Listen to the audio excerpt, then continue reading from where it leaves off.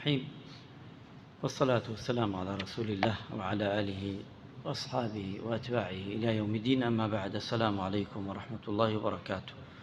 خواهي قورة طاعات وعبادتي أمرومان لقبولك لهم ولايكمان إن شاء الله بخات سر ترازوي چاكا كان من وأمروج وبيروزا لقل شو نيوجيو نيوجا كان من ترايح وقرآن خوندن مانو خير وصدقة وچاكا كان من هموي خواهي قورة ليمان وربقره و شفای نەخۆشەکانمان بدا و ڕەحم بە مردووەکانمانش بکە. اللهم ئامین. ئەمڕۆ باس لە تەوەرێکتر ئەکەین لەو تەوەرانەی لە مانگی ڕەمەزانی پیرۆزە ئینسانی موسڵمان بزانێ یان کاری پێ بکە. ئەوش ئەوەیە تەوبەکردن، ئەتەوبە نەسوحە.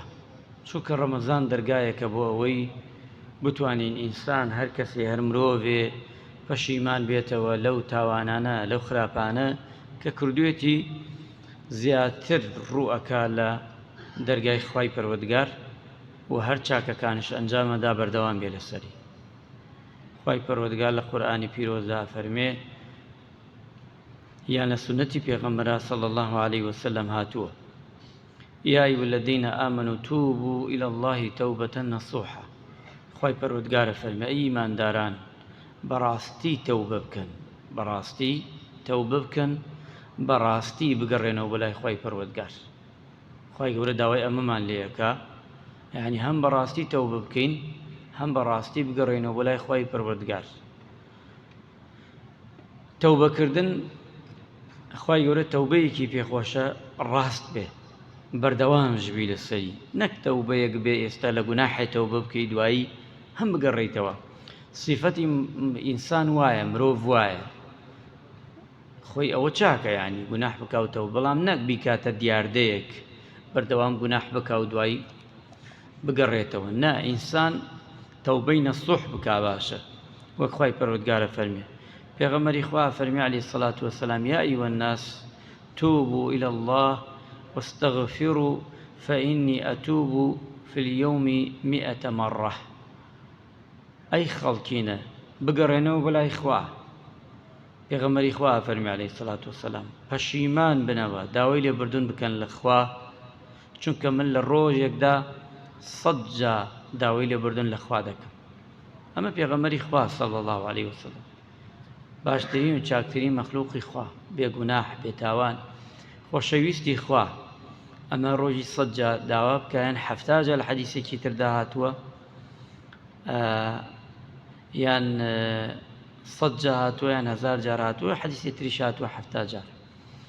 ئەمانە هەمووی گێڕاوەتەوە لە پێغەمبەری خوا صلی الله عليه وسلم. ئەبێ ئێمە لەمە زیاتر، چونکە ئێمە گوناحمانەیە، ئێمە تاوانمانەیە، ئەبێ تەوبەیەکمان کردووە لە ڕەمەزانە بەردەوام بین لەسەری ئەم تەوبەی کە ئێستا هەموومان لە ڕەمەزانە تەوبە دەکەین، چونکە خوای گەورە تەوبەکاری ڕاستەقینەی خۆش ئەوێ.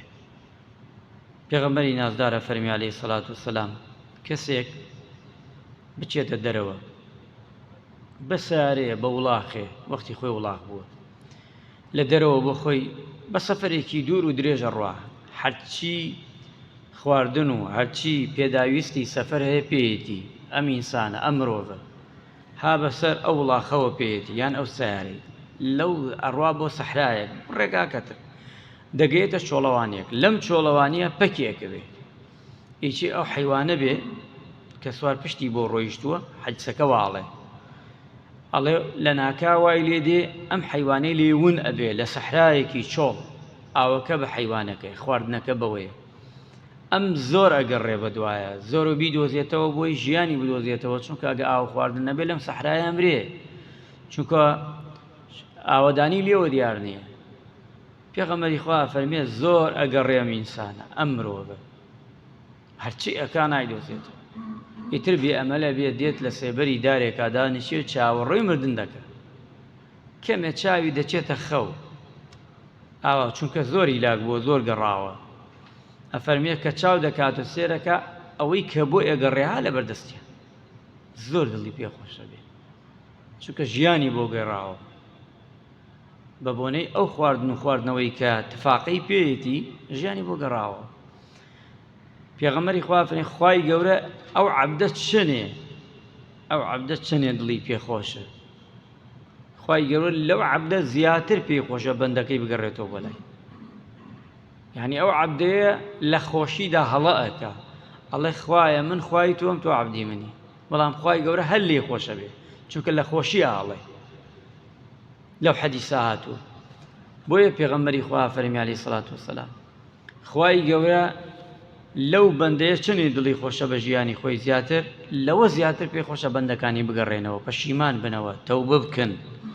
چونکە خوای گەورە بەندەیەکی خۆش ئەوێ کەچی تەوبەکاری ڕاستەقینە بێ. پێغەمبەری خوا فەرمێ لە حەدیسێکی قودسیە، خوا خۆیە فەرمێ، خوای گەورە فەرمێ ئەگەری ئێوە بستێ ئەمەنەیە بە قەدەری ئێمە بستێک، ئەڵێ بستێ بێنەوە بەلای من، خوای گەورە هەنگاوێک دێ بەلای ئێمە. باشە دووەمیانە فەرمێ خوای گەورە ئەگەر ئێوە پێیان بڵێ، قەزدی بە پێغەمبەری خوا بە خەڵکی بڵێ بستێ بێن من هەنگاوێک، ئەگەر ئێوە هەنگاوێک بێن ئەوە من ذراعێک یعنی مەترێک، ئەگەر ئێوە مەترێک بێن ئەوە دووەندەیەوە سێوەندەیەوە، ئەگەر دوای ئەوەش ئەگەر ئێوە بە دەم ڕێوە بێن خوای جان جەلە جەلالوو بە هەروڵە دێ لە تۆ سەریعتر، ئەمانە لایقە بەخوا. یعنی خوای گەورە ئەوەنە خۆشە، پێی خۆشە بەندەکەی بگەڕێتەوە، پەشیمان بێتەوە بگەڕێتەوە بەلای خۆی. تەوبەی ڕاستەقینە ئەمەیە، ئینسانی ئیماندار لە مانگی ڕەمەزانە بە تایبەتی تەوبە ئەکا لە هەموو شتەکان، بەس گرنگ ئەوەیە مەرجەکانی تەوبەی تیابێ دوای ڕەمەزان وریابین. چونکە تەوبەکردن ئەمە خۆشیەکەیەتی، خوا داوامان لێکا، پێغەمبەر داوامان لێکا صلی الله علیه وسلم، و هەروەها خوا پێی خۆشە ئینسانی تەوبەکار بگەڕێتەوە بەلای. مەرجەکانی تەوبە چییە؟ یەک، ئەم مەرجانەیە بێ لەگەڵا بێ، یەکەمیان ئەبێ واز بێنە لەو گوناحە، هەر گوناحەکەی واز تێناوە، ئەگە وازێ دێناوە سوپاسی خواکە، پەشیمان بێتەوە، پەشیمانی دەربڕێ لەو کارەی کە کردوێتی، بڵێ هەڵەم کردووە خوای گیان، ئەو کارەم هەڵەیە خوایە. سێهەمیان دەبێت سوور بێ لەسەر ئەو ڕێگا ڕاستەی کە هەڵی بژاردووە نەگەڕێتەوە سەر ئەو ڕێگا خراپەی لە پێشدا تەرکی کردووە گوناح بوو، ئەبێ لەسەری سوور بێ و لەسەر عیبادەتەکەی. چوارەم ئەم سێ خاڵەیە بەتیابێ، یعنی ئەم سێ خاڵە حەقی خوایە لە تۆ گەرەکێتی، واز بێرە لەو گوناح، پەشیمان بێتەوە و سوور بێ لەسەر چاکە، پێی خۆش بێ فڕی دێنە ئاگر بەس نەگەڕێتەوە سەر تاوانەکە. ئەم سێ خاڵی. خاڵی چوارەممان زیادی دەکەین حەق الناس، ئەگەر گوناحێک بوو حەقی خەڵکیشی لەگەڵا بوو، ئەو سیانە جێبەجێ ئەەکەی. چوارەمیان ئەبێ ئەو کەسەش گردنت ئازاب بکە، خاوەنی حەق. ئەم چوارە ئەم جا خوا تەوبەکە لێ وەرەگرێ، چونکە دوو حەقمانەیە، حەقی خوا، حەقی خەڵکی. لە قیامەتشە ئەم دوو حەقە خوای گەورە لە هەمومان ئەبرسێتەوە. لاوڵە محاسەبەی هەر کەسێ لە ئێمەکەن دەربارەی ئەوەی حەقی خوا چەندێکمان جێبەجێ کردو چەندێ، ئەم جا حەقی خەڵک چەندێکی لامانە چەندێکی لامان نییە. ئەگە تەماشاشکەی مرۆڤ هەروایە، كل بني آدم خەتە، هەموو مرۆڤێ غەڵەت دەکا، هەموو مرۆڤ، هەر کەسێ قابلی غەڵەتە، جگە پێغەمبەران نەبێ عليه الصلاة والسلام. كل بني آدم خطاء وخير الخطاؤون التوابون. بەڵام باشترین ئەو کەسانەی کە هەڵە ئەکەن بگەڕێنەوە، پەشیمان بنەوە. ئەبێ ئینسانی ئیماندار کە پەشیمان بێتەوە، چونکە بۆ پەشیمان بۆ لای کێ؟ بۆ لای خوایەک. لغەفار لمن تاب وآمن وعمل صالح، بۆ لای ئەو خودایی کە غەفارە، کە تەوبە وەردەگرێ، کە کردەوەی چاکە وەردەگرێ، دوایەوە ڕێگای ڕاستەقینەت پێ پیشان دەدا بیکە. تەوبە ئەوەیە محاسەبەی نەفسی خۆت بکەی لەسەر کردەوەکان، واز بێنی لەو شتانەی کە نەزت کردووە بەڵام حرامە، واز بێنی لەوانەی کە تەوبەیەک بکەی، تەوبەیەکی نەسوح لە حرامەکان، و تەوبەیەک بکەی دوور بکەیتەوە لە حرامەکان، و تەوبەیەک بکەی تەوبەی چاوت بێ، تەوبەی گوێچکت بێ، تەوبەی گوێ بێ، تەوبەی دەستەکانت بێ، تەوبەی قاچت بێ، ئەمانە هەمووی، تەوبەی زبانت بێ، ئەمانە هەمووی تەوبەی خۆیە. ئینسان هەموو ئەندامەکان، چونکە هەمووی کاری پێەکەی، قابلە بە غەڵەت، کە قابل بوو ئەو کاتەش ئەبێ چی بکەی؟ بگەڕێیتەوە و پەشیمان بیتەوە کە لەو تەوبەیە ئەنجامی بدەی و پەشیمان بیتەوە تایە. بۆ ئینسانی ئیماندار و موسڵمان وا باشە بەردەوام ئینسان گوناحێکی کرد هەوڵدا دوای گوناحەکە چاکەی بکا لە شوێنەکەی، باشەیە بکا لە شوێنەکەی، چونکە گوناحکردن زۆر خەتەرە. لەوەیە لای ئێمە فرە بایخی نەبێ، لەوەیە لای ئێمە ئیماندار و موسڵمانە هەلی مزگەوت لەوەیە لامان گوناح گەورە بێ. بەڵام بەعامی موسڵمانانی ئەمڕۆ گوناح خەڵک خۆی فرە ناپارێزێلی، وای لێ هاتووە خەرکیوێتە شتێکی سادە ڕەها، نەکەوانە شتە خراپەکانش، شتە گوناحەکانش، یعنی وامان لێ هاتووە شتی خراپ و خراپەکاریش دەکرێت هەر بێدەنگی، زۆر خەتەرە. بڕواتان هەبێ لەوەی لەبەر یەک گوناح خوای گەورە هەمومان لە ناو بدە، بە تایبەتی ئەو گوناحانەی کە خوا خۆی تووڕەکە. باران بۆ ناوارێ، باران داوای بارانەکەین وانی دە هەمومان تەوبەی ڕاستەقینە بکەین بارانە بارێ، بەس هەمومان حەزەکەی گشت ڕۆژە بچۆ بەو دەشتە نوێژ بکە. نوێژ چی قیمەتی هەیە ئەگەر ئێمە تەوبەی سادیقانە و ڕاستگۆیەنەکەین؟ چی قیمەتی هەیە؟ خوای گەورە ئاگای لێمانە، بڕۆ ئەو دەشتە هەمومان خەریکی، ڕێگایە نەما بەبینیان بڕۆی، شوێنە نەما دانیشی، عەرزی خۆی و خەڵک و دا هەمووی ئەدا لەبەر داوای بارانشکە. بەخوای گەورە نایبینێ ئەی باوکی تۆ تخوا ڕبعێ تۆی توخوا ڕبعێ من و تخوا درێوێ کرد، تخوا هەر کەسێ لە ئێمە، تخوا باوک و باپیری ئێمە ڕبعێ ئێستایە کرد، ئەو چاوی نەچوو وەک من و تۆ، ئێمە چاومان چووە قەناعەتمان نەما.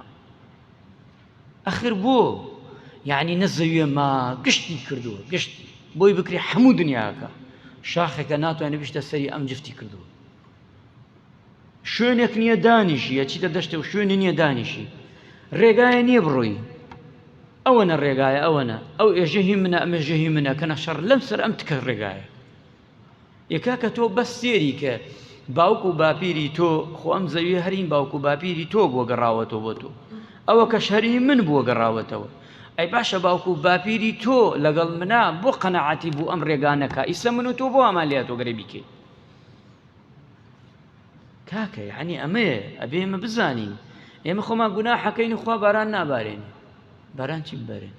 تۆ لە مانگی ڕەمەزانی پیرۆزە ئەم خەڵکە گشتی نوێژەکە، ئەم خەڵکە گشتی عیبادەتەکە، ئافرەتێ بێنی لە جەرگەی شارێکە خەڵکی شارەکەی تۆ نەبێ، خەڵکی وڵاتێکی تر بێ، دوو لە ڕوژە نابتیان خوای زانێت چییە چی نییە، بێت لە شارەکەی تۆ حەیە عەلە سەڵات سەما بکە، باوش بە کوڕێکا بکە، کەسش نێژە چیەکەی. وڵات بێخاوەن چۆنە بەس پێم بێژ لەمە زیاترەیە. یعنی ئەمە چییە؟ ناوێنەی چی ئەمە؟ تو گەرەکتە یعنی چی؟ قورئان بدڕێ، فڕە بدرێ، خەڵک پای پیا بنا، تەبیعیە، بەخوای گەورە ئەمانە هەمووی نابینی، خوا مۆڵەتمانەدا، ئەژێ بزان ئەمانە تا کوێ ڕوون. ئەها ساڵ و بیخەمە یادتان کەمێ ها بوومە لەرزەیەک ئاوای کرد، چیمان لێ هات؟ گشتمان شەوە تا بانیسی خانەکان خۆمانەکردن، خوایە نەڕمێ لە دەشتۆ دانیشین لە ترسە. ئەمانە گشتی غەزەبە، خوا غەزەبمان لێگرێ، بەخوا بمانە، بەخوا بەمانە خوا غەزەب دێنێ بەسەر هەمومانە.